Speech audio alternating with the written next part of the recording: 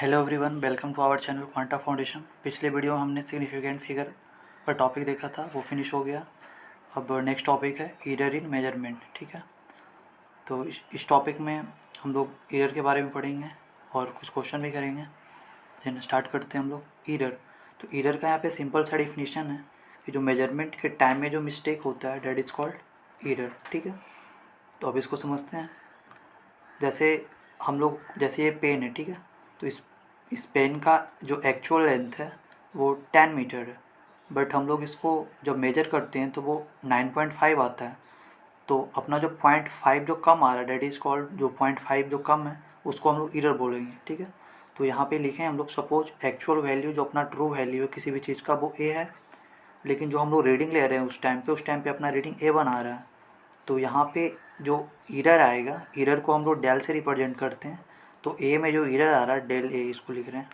तो जो एरर आ रहा है वो कितना आएगा, ट्रू वैल्यू माइनस जो अपना रीडिंग आ रहा है वो।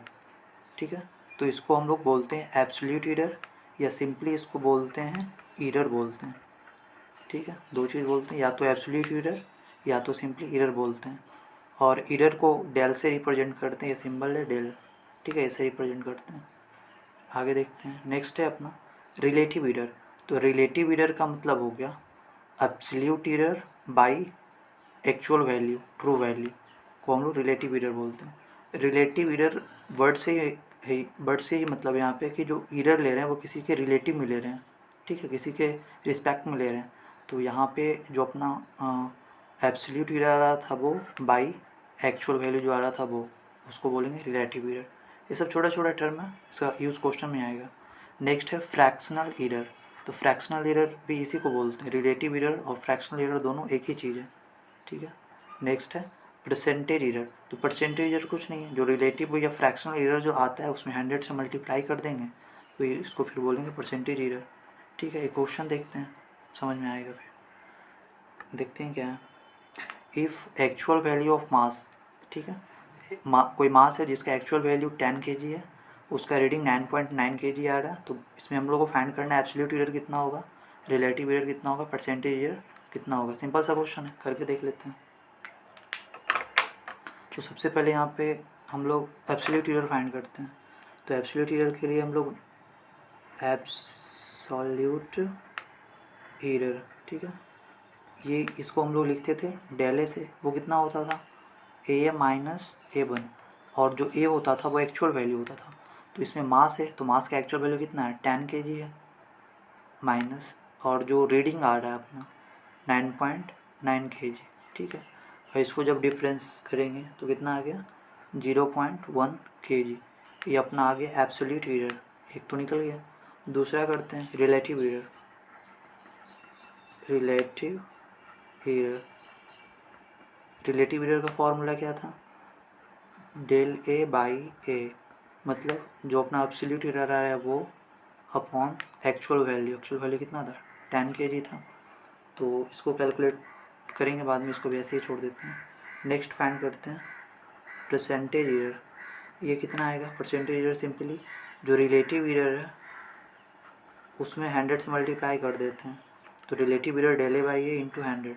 तो डेल ए बाई ए कितना आया हुआ है, तो डेल ए बाई ए अपना आया हुआ है कितना, 0.1 बाई 10 इंटू 100। और जब इसको कैलकुलेट कर लेंगे, पॉइंट यहाँ पे 0 आ गया, 100 तो यहाँ पे आ गया 1%। परसेंटेज एरर तो परसेंट में रहेगा हमेशा। ठीक है, आगे देखते हैं। यहाँ पे है इफ़ ए, ठीक है, इसमें एरर डेल ए है। ठीक है, तो अपने को लिखना ए कितना होगा, तो A equal to A plus minus del A. तो इस एक्सप्रेशन का मतलब क्या है, जैसे कहीं कहीं देखने को मिलेगा ये ऐसा लिखा रहेगा, t is equal to 30 degree C plus minus 0.5 degree C. तो ये जो टर्म है इसको बोलते हैं एक्चुअल वैल्यू, और ये जो टर्म है प्लस माइनस करके जो लिखा हुआ है इसको बोलते हैं एरर। तो यहाँ पे वही है, A is equal to A plus minus del A. तो ए वाला टर्म हो गया हमारा एक्चुअल वैल्यू और डेल ए हो गया अपना एरर वाला टर्म। तो ऐसा देखने को कहीं कहीं मिलेगा, इस फॉर्म में रहेगा। तो यहाँ से समझ सकते हैं जो ये वाला जो है वो हमारा एक्चुअल वैल्यू है, और प्लस माइनस के जो फॉर्म में है वो अपना एरर दिया हुआ है। ठीक है, अभी एक और कंसेप्ट है यहाँ पे, इन टर्म्स ऑफ एवरेज। एवरेज के टर्म में एरर को लिखना होगा तो उसको लिखेंगे ए ट्रू वैल्यू एवरेज वाला टर्म प्लस माइनस डेल ए ट्रू वैल्यू एवरेज वाला टर्म, ट्रू एरर वाला टर्म। ठीक है, इसको देखते हैं समझ के कैसे करेंगे। यहाँ पे क्वेश्चन है, एक टाइम दिया हुआ बहुत सारा 90 सेकेंड, 91 सेकेंड, 95 सेकेंड, 92 सेकेंड। तो अपने को फाइंड करना टी कितना आएगा in terms of actual value and error, मतलब टी का अपने को वैल्यू लाना है t plus minus del t के फॉर्म में, ये वाला फॉर्म जो भी पढ़े थे। ठीक है, तो यहाँ पे जब बहुत सारा टाइम दिया हुआ तो वो अपना जो टाइम आएगा यहाँ पे जो लेंगे वो टी एवरेज आएगा। तो यहाँ पे अपने को t equal to t average plus minus del t average, क्योंकि बहुत सारा यहाँ पे टाइम दिया हुआ। तो सबसे पहले जो टाइम दिया हुआ वो कितना दिया हुआ, 90 सेकेंड, 91 सेकेंड, 95 एंड 92। ठीक है, तो एवरेज निकाल लेते हैं, टी एवरेज कितना आएगा।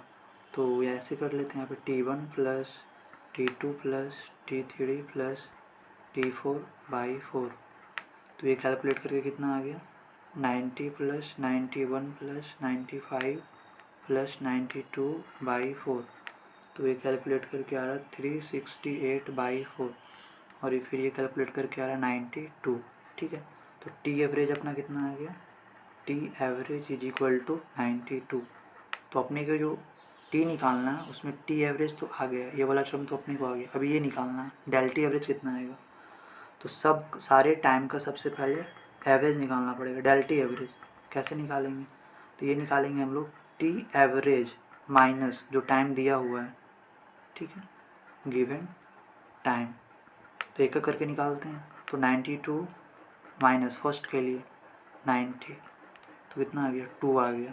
ठीक है, दूसरे के लिए निकालते हैं सेम, डेल टी एवरेज दूसरे के लिए कितना आ जाएगा, same T average minus given time. तो टी एवरेज तो 92 आया और नेक्स्ट टाइम अपना कितना है 91, तो ये कितना आ गया 1 आ गया। फिर डेल टी एवरेज निकालते हैं, सेम कितना आ गया 92 माइनस नेक्स्ट कितना 95। तो यहाँ पे निगेटिव में टाइम को नहीं रखेंगे, यहाँ पे मॉड लगा देंगे। ठीक है, ये जो मॉड में होता फॉर्मूला, तो यहाँ से फाइनली 3 आ गया। ठीक है, यहाँ पे -3 आएगा लेकिन यहाँ पे मॉड लेके 3 आ गया। उसके बाद टी एवरेज नेक्स्ट वाला गिवन टाइम कितना है 92 माइनस 92, ये कितना आ गया 0। तो यहाँ पे अपना डेल टी एवरेज इतना आ गया। तो finally del t average 4 term आया, चारों टर्म का एवरेज ले लेंगे। तो 2 plus 1 plus 3 plus 0/4, 3 2 5 1 6, 6/4 that is 1.5, ये आ गया डेल टी एवरेज। ठीक है, तो अपने को चाहिए था ये वाला इक्वेशन लिखना। तो t equal to t average, t is equal to t average plus minus del t average. T average कितना आया था 92 आया था यहाँ पे, 92 plus minus del t average कितना आ गया 1.5। तो ये अपना यहाँ पे क्या हो गया, आंसर हो गया। ठीक है, तो ऐसा क्वेश्चन जेईई में भी पूछा, उसको बाद में करेंगे। इसी टाइप का क्वेश्चन है बहुत सारा, वो उसमें भी टाइम दिया हुआ, तो यहाँ पे अपने को टी फाइंड करना था, तो इस टाइप से कर सकते हैं। ठीक है, नेक्स्ट देखते हैं हम लोग रूल्स फॉर फाइंडिंग एरर। कुछ रूल है एरर फाइंड करने का। फर्स्ट रूल है सम और डिफरेंस के फॉर्म में रहेगा तो एरर कैसे फाइंड करेंगे। जैसे एक दिया हुआ यहाँ पे if Z is equal to A plus B या Z is equal to A minus B, तो इसमें एरर फाइंड करना है डेल जेड। ठीक है, जेड में एरर फाइंड करना है, तो डेल जेड एरर के लिए हम लोग डेल यूज़ करते हैं। तो जेड में एरर फाइंड करना मतलब डेल जेड कितना आएगा, तो डेल जेड आएगा ए में एरर होगा वो प्लस बी में एरर होगा वो। ठीक है, और अगर माइनस वाले फॉर्म में भी रहेगा तो यहाँ पे डेल जेड कितना आएगा, डेल ए में जो एरर रहेगा वो प्लस बी में जो एरर रहेगा वो, ये आंसर होगा। ठीक है, तो सम और डिफरेंस में एरर फाइंड करना, तो यहाँ पे आंसर दोनों प्लस करना ही रहेगा। ठीक है, जितने भी टर्म है उसको प्लस कर देंगे उसके एरर वाला टर्म को। ठीक है, सिंपल सा है। तो यहाँ पे एक एग्जांपल है सिंपल, यही है Z is equal to A plus b था, तो ए में एरर डेल दिया हुआ है, बी में एरर डेल भी दिया हुआ, तो जेड में एरर कितना आएगा, डेल जेड कितना आएगा, तो del z a plus b रहेगा तब भी del a plus del b ही लिखेंगे, और ए माइनस बी भी रहेगा तब भी del a plus del b ही लिखेंगे। ठीक है, तो सम और डिफरेंस का एरर निकालना होगा, तो जितना भी टर्म है सबका एरर को प्लस कर देंगे सिंपली। एक यहाँ पे एग्जाम्पल है, इसको करते हैं क्या है। टेम्परेचर है दो बॉडी का, T1 is equal to 50 plus minus 0.5 degree से, और T2 is equal to this, and find करना T1 प्लस T2 कितना आएगा, T1 माइनस T2 कितना आएगा। देखते हैं, तो सबसे पहले यहाँ पे फाइंड करते हैं T1 प्लस T2 कितना आएगा, इसको ऐड करना। तो जो एक्चुअल वैल्यू वाला टर्म है वो तो सीधा सीधा ऐड हो जाएगा, 50 प्लस 20 कितना आ गया 70 डिग्री से, प्लस माइनस, ठीक है। अभी दोनों टर्म को ऐड करना है, कर लेते हैं। 0.5 कितना आ गया 1.0, मतलब 1 डिग्री सी आ गया, ठीक है। अब T1 माइनस T2 निकाल लेते हैं, तो एक्चुअल वैल्यू को घटा लेते हैं, 50 माइनस 20 30 डिग्री सी, और इसको माइनस करें या फिर माइनस भी करेंगे तो ये दोनों प्लस ही हो जाएगा, तो फिर ये कितना आ गया 1 डिग्री सी, ठीक है। तो इस वाले टर्म में जैसे T1 प्लस T2 निकाले, तो इस वाले टर्म में ये तो हमारा एक्चुअल वैल्यू मिला, और ये क्या मिला, तो ये मिला अपना error in T1 plus T2, ठीक है। और इसमें ये क्या मिला, error in T1 minus T2, ठीक है। इसको लिख सकते हैं इस टाइप से। तो ये सिंपल सा एक क्वेश्चन है सम और डिफरेंस का। नेक्स्ट देखते हैं, error of product and division, मतलब प्रोडक्ट और डिवीजन वाला टर्म का एरर कैसे निकालेंगे उसको देखते हैं। तो यहाँ पे लिखा हुआ है Z is equal to A b, मतलब ये प्रोडक्ट के फॉर्म में और ये डिवीजन के फॉर्म में, तो इसमें एरर निकालना होगा तो कैसे निकालेंगे, ठीक है। यहाँ पे कुछ लिखा हुआ है the term which are available in product और डिवीजन, जो टर्म प्रोडक्ट और डिवीजन में अवेलेबल होगा, that's all term of relative error must be added, तो उस टर्म का रिलेटिव एरर निकाल लेंगे और फिर उसको ऐड कर लेंगे, मतलब। तो यहाँ पे जेड में एरर फाइंड करना, तो हम लोग को यहाँ पे रिलेटिव एरर लेना पड़ेगा। जैसे सम और डिफरेंस में था तो डायरेक्ट एरर लिख देते थे डेल जेड, लेकिन यहाँ पे प्रोडक्ट और डिवीजन वाले टर्म में जेड को रिलेटिव एरर के टर्म में लिखना पड़ेगा, तो del Z by Z equal to, अब इसमें जितना भी टर्म है, तो इसमें दो टर्म है ए और बी मल्टीप्लाई में, तो जितना भी टर्म है सबका रिलेटिव एरर लिख करके उसको प्लस कर देंगे। तो ए का रिलेटिव एरर कितना हो गया del A by A, plus B का कितना हो गया डेल बी बाई बी, तो यहाँ पे दो ही टर्म था तो दो प्लस कर दिए, तो ये अपना ही आ गया।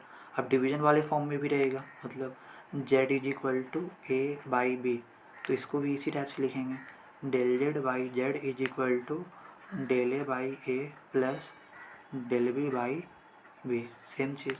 तो यहाँ पे प्रोडक्ट और डिवीजन के लिए सेम एक ही कंसेप्ट है कि जितना टर्म होगा उसमें सबको रिलेटिव एरर के फॉर्म में लिख करके ऐड कर देंगे, ठीक है। तो ये कंसेप्ट था अपना, और इसी में फिर पूछेगा परसेंटेज एरर कितना होगा, तो बस 100 से मल्टीप्लाई कर देंगे, तो सब में 100 से मल्टीप्लाई कर देंगे तो क्या मिला, percentage error in Z equal to percentage error in A plus percentage error in B, ठीक है। All terms of percentage error must be added, तो जितना भी टर्म है सारे का परसेंटेज एरर को ऐड कर देंगे तो फाइनली जो चाहिए जिसमें परसेंटेज एरर चाहिए वो मिल जाएगा, ठीक है। यहाँ पे एक ऐसा भी फॉर्म रहेगा, if Z is equal to A B by C, तो ये डेल जेड बाई जेड, इसमें एरर फाइंड करना कितना आएगा, relative error del Z by Z कितना होगा, तो इसमें जितना भी टर्म है डिवीजन के फॉर्म में, ठीक है। तो इसमें जितना भी टर्म है सबका रिलेटिव एरर लिख लेते हैं, तो डेल ए बाई ए, फिर डेल बी बाई बी और डेल सी बाई सी, फिर सब में प्लस लगा देंगे, तो ये अपना आंसर हो गया, ठीक है।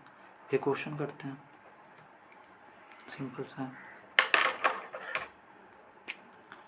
देखते हैं क्या, Z is equal to A B by C, find relative error in Z percentage error in Z, ठीक है। तो रिलेटिव एरर तो अभी निकालेंगे, del Z by Z is equal to, तो जितना भी टर्म है सबका रिलेटिव एरर लिख लेते हैं, plus del B by B plus del C by C, और परसेंटेज एरर इन जेड चाहिए, तो del Z by Z into 100, ठीक है, equal to del A by A into 100 plus del B by B into 100 plus del C by C into 100, तो ये अपना क्या आ गया, ये आ गया परसेंटेज एरर इन जेड। और इसको ऐसा भी लिख सकते हैं, percentage error in Z equal to percentage error in A plus percentage error in B plus percentage error in C, इसको ऐसे भी लिख सकते हैं, ठीक है। क्वेश्चन है यहाँ पे, क्या क्वेश्चन है, Z is equal to A by B, percentage error in A में परसेंटेज एरर दिया हुआ, बी में भी परसेंटेज एरर दिया हुआ, तो पूछ रहा है जेड में कितना परसेंटेज एरर होगा, तो हम लोग डायरेक्ट इसको लिख सकते हैं percentage error in Z equal to percentage error in A plus percentage error in B. तो परसेंटेज एरर इन ए कितना दिया हुआ 2% प्लस बी में कितना दिया हुआ 3%, तो दोनों मिला के कितना हो गया 5%। तो परसेंटेज एरर इन जेड कितना आ गया 5%। ये अपना आंसर हो गया। ये तो डायरेक्ट परसेंटेज में दिया हुआ था, तो सिंपली परसेंटेज वाले को सिंपली ऐड कर देंगे, आंसर आ गया। नेक्स्ट क्वेश्चन करते हैं। इस क्वेश्चन में दिया हुआ if resistance R is equal to V by I, V is equal to 100 plus minus 5 volt, I is equal to 10 plus minus 0.2 ampere, find relative error. Del R by R find करना है। Then percentage error मतलब relative error में 100 multiply करेंगे तो कितना आएगा, and then absolute error del R कितना आएगा। ठीक है, देखते हैं करके। तो ये जो दिया हुआ V is equal to 100 plus minus 5 volt, इसमें 100 क्या हो गया एक्चुअल वैल्यू, और 5 वोल्ट क्या हो गया एरर हो गया इसमें। उसी टाइप से करंट, ये एक्चुअल वैल्यू करंट का और ये एरर वाला वैल्यू करंट का। ठीक है, तो यहाँ पे देखते हैं कैसे बनाएंगे। R is equal to V by I, तो सबसे पहले इसको एरर वाले फॉर्म में लिख लेते हैं। तो ये डिवाइड के फॉर्म में, और हम लोग को इसमें रिलेटिव एरर चाहिए, तो कैसे लिखते थे del R by R is equal to del V by V plus del I by I, ऐसे ही लिखते थे। क्योंकि डिवीजन में था, तो डिवीजन में क्या करते थे, जितना भी टर्म होता था सारे को रिलेटिव एरर लिख करके प्लस कर देते थे। तो यहाँ भी वही काम किए हैं। ठीक है, अब देखते हैं क्या कर सकते हैं। रिलेटिव एरर फाइंड करना, मतलब ये फाइंड करना है ये कितना आएगा। तो डेल वी बाई वी, तो यहाँ पे ये जो 5 वोल्ट वाला टर्म है वो डेल वी है, एरर है, तो एरर को डेल वी से रिप्रेजेंट करते हैं डेल वी, और वी क्या है एक्चुअल वैल्यू है। ठीक है, इसको पुट करते हैं यहाँ पे। डेल वी कितना हो गया 5 बाई 100 प्लस डेल आई, ये डेल आई है एरर इन करंट, और ये आई है एक्चुअल वैल्यू करंट का। तो ये कितना हो गया 0.2 बाई 10, और इसको जब कैलकुलेट करेंगे तो ये अपना आएगा 7 बाई 100। ठीक है, तो ये निकल गया अपना रिलेटिव एरर जो निकालना था।